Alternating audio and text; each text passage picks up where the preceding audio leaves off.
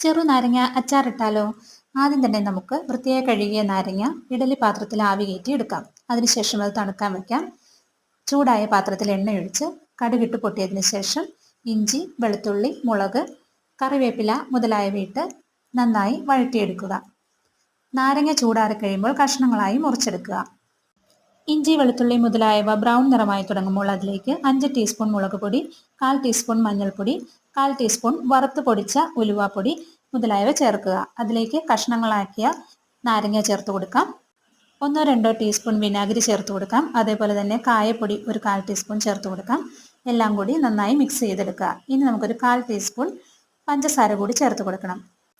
നാരങ്ങ അച്ചാറിൻ്റെ full video നമ്മുടെ ചാനലിലുണ്ട്. Video ഇഷ്ടമായിട്ടുണ്ടെങ്കിൽ ദയവായി ചാനൽ സപ്പോർട്ട് ചെയ്യാൻ മറക്കരുതേ.